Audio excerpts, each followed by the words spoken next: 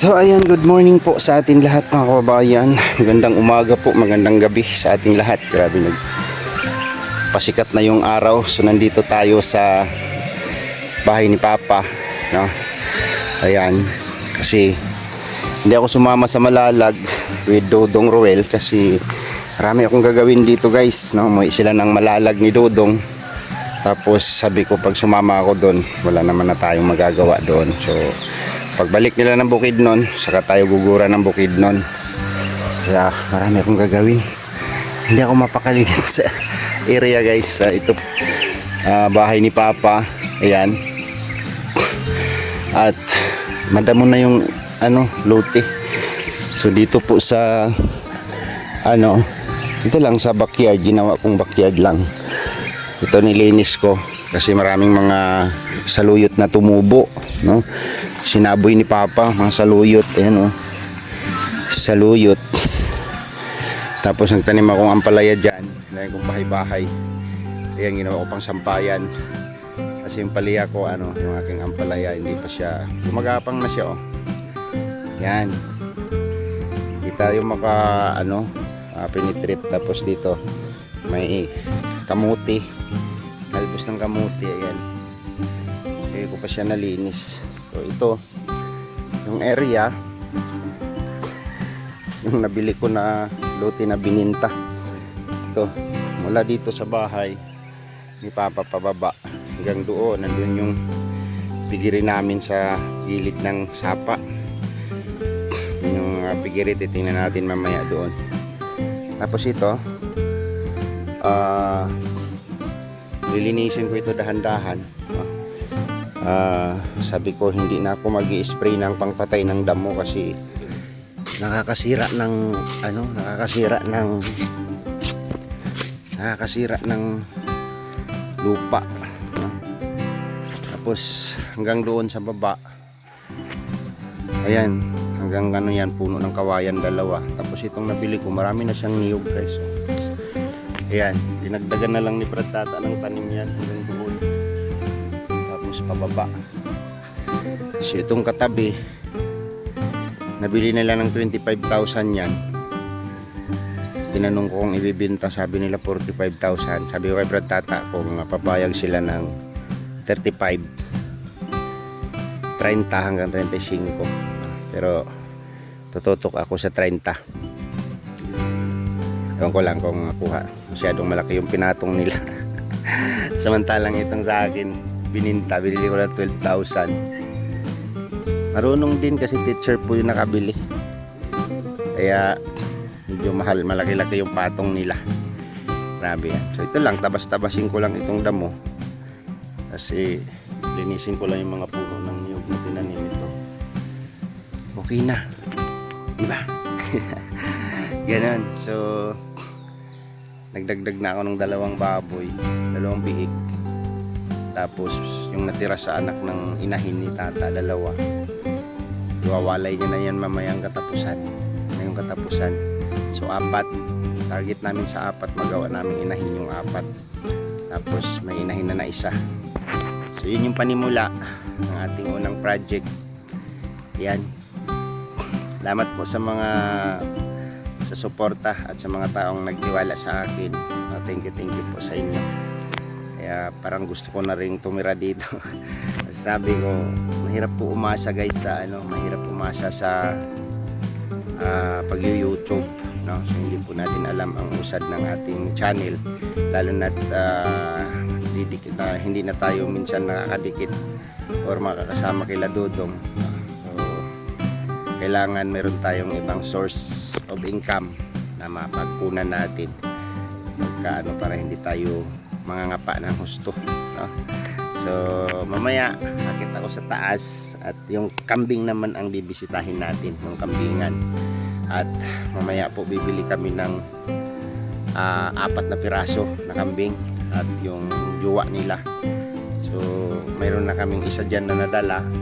Yung 3 kukunin pa namin doon sa medyo malayo ang nabilhan namin yung 3. Mamayang ngayong umaga dadalhin na namin yung isa na yan papaakyat sa taas, no?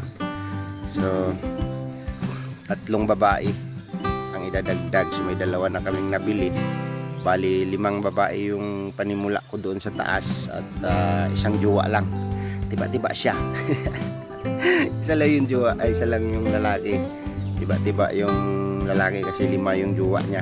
So ang kambing 3 beses sa isang taon manganganak. So mabilis siyang dumami at hindi masyado magastos sa pagkain. Kaya tutukan namin ni Brad Tata yung project na yan para sakaling pag nag-success, no, bigyan tayo ng biyaya ni Lord. Yan tayo huhugot ng ating pangangailangan sa pagdating ng panahon. O di ba? Ayan. So bababa tayo doon sa babuyan para ma-update natin yung ating unang project bago kami aakyat mamaya sa taas. Ihahatid namin yung isang kambing. Tapos after na mahatid namin, kukunin na namin yung 3. Puntahan na namin mamaya. Alright. Hello. Hello, me. O, diba? Black na black. Si Blacky na lang siguro ito. Blacky. Akyat na tayo doon sa taas. Andun na yung mga kapatid mo doon. Blacky. Hello, Blacky. Ayan, ito na po yung pang 3. Pang 3. Dyan yan sa angkil ko. So babae din po ito. Pwede si Blacky. Tapos yung 2 si Alexa. Lalagyan natin ang pangalan lahat, guys. 5 sila. 5. Mas buntis yung 2 doon. Malalaki na daw yung tiyan. Titingnan natin mamaya doon sa taas. At dito sa ating babuyan, ay grabe, bumaha, guys. Dito bumaha siya dito. Mabot daw hanggang dito yung baha, hanggang dito sa aking creek crab. Ayan na yung sapa, ayan, sapa. Lumalim daw yung tubig dito, pero hindi talaga umaabot dito. Ito na po yung ating wall. So medyo ito na, sarado na siya, guys. Ginawa na namin ng dingding. Ayan, kawayan. Kasi mayaman tayo sa kawayan kasi nandito tayo sa pig kawayan. Pig kawayan. Pasok tayo dito.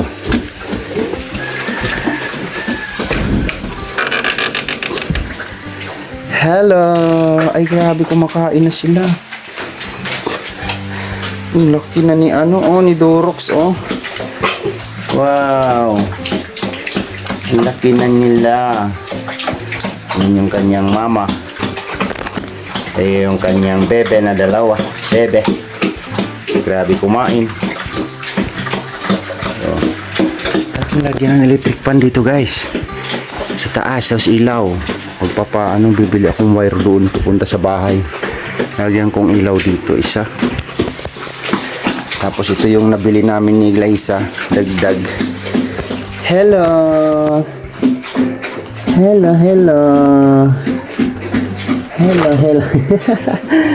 May lap pa sila. Yan. Ang ganda ng nila, bahay. Ang ganda ng bahay nila. Kawayan ang dingding. Dito closure yan kasi galing doon sa taas na gugulong yung niyog, ay may mga bunga ng niyog, kaya solid na hollow block, poste tapos hollow block.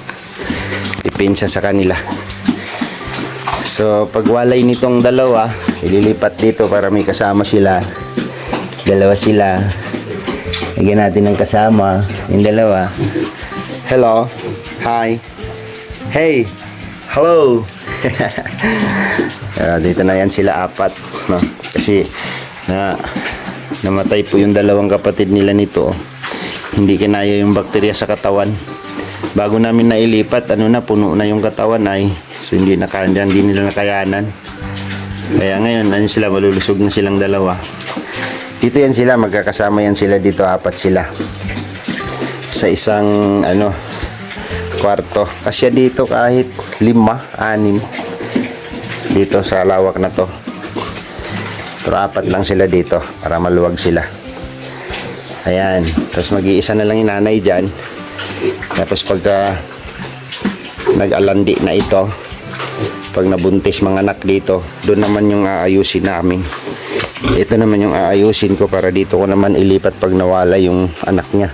Kung magbibigay siya ng maraming anak. Ito yung dati niyang kulungan, butas. So, ito pa yung isa sa aayusin ko kapag nabuntis na yan. So, bago yan mga anak, kailangan maayos ko na to. Para pagwalay ng mga baby niya, dito namin ilalagay. Tapos lalaki na yung apat doon. Pagka lalaki na dito yung anak niya ulit, mabubuntis siya ulit. Extend na naman ako doon. Sa unahan. So dito, lawak pa naman yung space dito. Pili pa tayong maka-extend dito ng isang kulungan hanggang sa boundary. Ito po yung boundary ng lupa, puno ng kawayan. Paakyat doon sa taas. Ayun yung bahay ni Papa. Ayun, sa taas. Tapos dito, ayan na, may mga niyog na siya. Hanggang doon sa kawayan na isa. Sa puno ng kawayan. Papunta doon sa taas. Tapos sa may puno ng mahogany. Papunta dyan. Tapos ito naman, ibarang may-ari. Ito yung binibinta nila. Makuha ko sana yan. Karugtong na. Hanggang doon. So ito po, medyo patag to dito. Ayan. Lahat ng hulog ng niyog na nagugulong dito, kinukuha namin, kinukulikta. Ito kasi dadalhin ko sa bukid yan, pang tanim. Dito lang nahuhulog yung mga niyog. Ayun, may tubo na rin doon. Ayun. Ayan.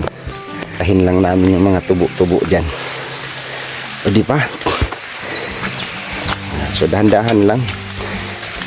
Hindi ko kinaya sa budget yung pagpapaayos nito. At dito naman sa likod, may space pa ako dito. Kailangan lang natin para protection naman na hindi siya kakabkab yung lupa katulad nun sa gilid.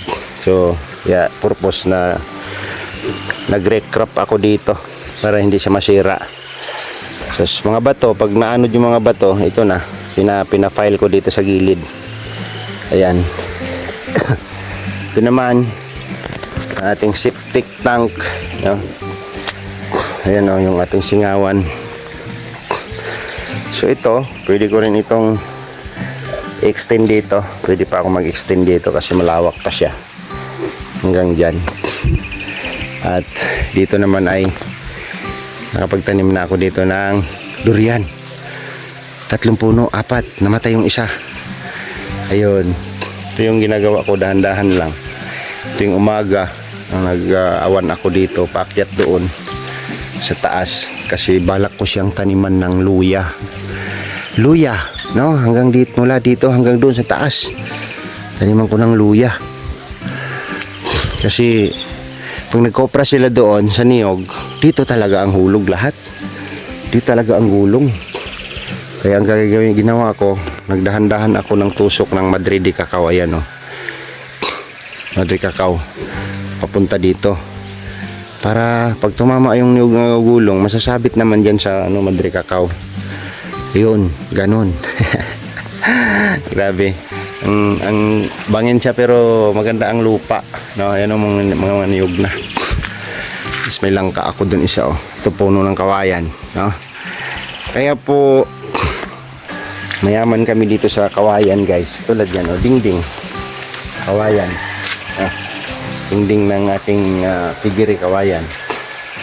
Kaya mayaman kami dito sa Kawayan kasi ang bayan namin ay tinatawag na pangalan ng bayan namin ay Pig Kawayan, no?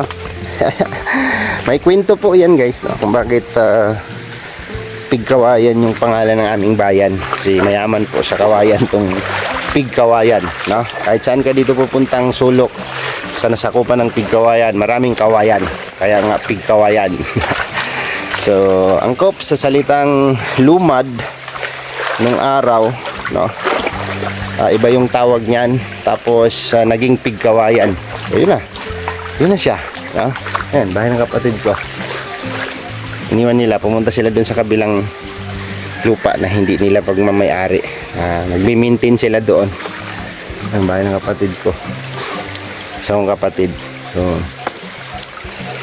pag ako sinwerte, baka matulungan ko rin yan na maayos yung bahay niya. Kasi ano na parang babagsak na yung bahay ng kapatid ko. So, sige lang, no? Dasal lang tayo. Hindi ko sa kapatid ko.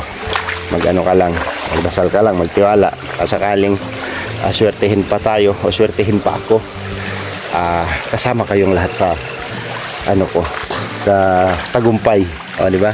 Kung sakali man, no? Alright. Grabe, ganda na siya, oh. Para na siyang bahay. Para na siyang bahay. Pinasarado ko na siya kasi maglalagay na ng pagkain ng baboy dito na lang, hindi nadalhin doon sa bahay.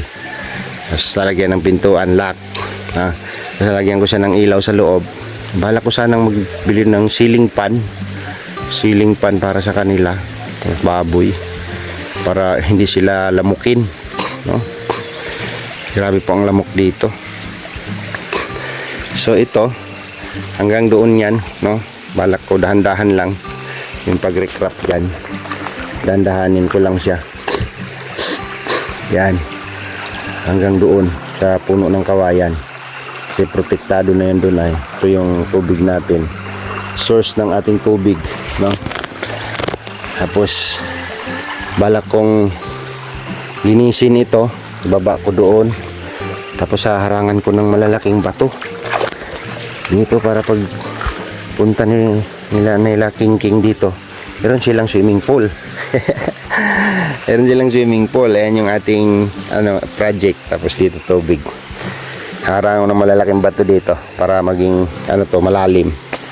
Na meron silang ligo-liguan dito.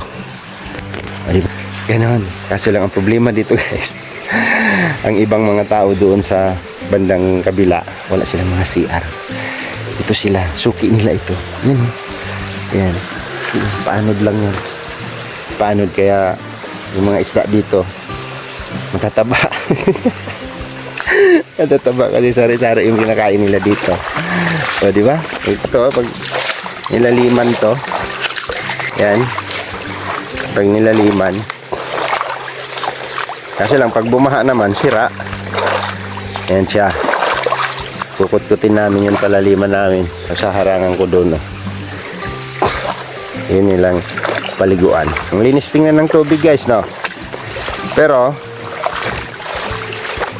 may mga may mga natutunaw na dumi galing sa taas. Kaya called naman na lahat ng healthcare dito sa barangay na lahat ng mga tao ay obligadong gumawa ng sarili nilang palikuran, no? Yung pinsan ko nakapagawa na siya doon ng palikuran niya. Yung isa na lang wala, nakiki-CR na lang sila. Yung iba nakiki-CR pag bisita sila, nakiki-CR sila sa bahay ni Papa. Kaso lang nabara yung namin, yung Induro. Kaya binuhusan ni Brad Tata nabuhusan ni Brad Tata ng tila. So yun, marami akong gagawin, marami akong plano, pero dahan lang muna tayo. Alright, grabe yan.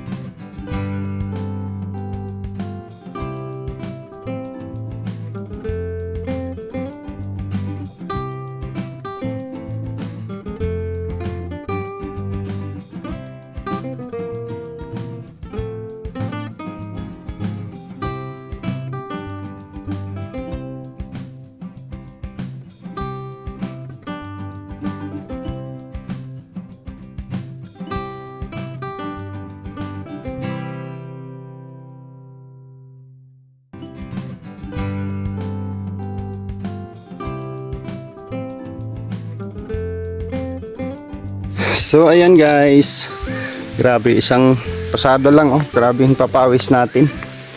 Oh, malinis na, kita na yung bahay. Konti na, tatabasin ko pa lahat yan dyan, oh, pumunta doon. Malalaki na yung niyog, nakatanim na po yan dyan nung binili natin. Yung halos bubong na lang ni Papa yung makita doon sa taas. Dito sa baba, dito yung project natin. Ay grabe. So ayan guys, nagpapawis lang po tayo tuwing umaga pagkatapos magkape, tabas-tabas dyan. So kung tututukan ko to, mga 2 days yan, baklas lahat ng damo yan. Pero pan lang, banjing-banjing lang yung ano natin. So yun, hanggang dito na lang muna yung vlog update dito sa ating project dito sa baba. And then akyat tayo sa taas. Alright, maraming salamat po sa inyong suporta mga kababayan. Salamat po sa inyong lahat sa patuloy na sumusuporta at nagtiwala sa atin sa ginagawa natin. Maraming salamat po sa mga taong sumusuporta at nagtiwala sa akin. Thank you so much po sa inyo and God bless po sa ating lahat. See you next vlog mga kababayan. Bye bye.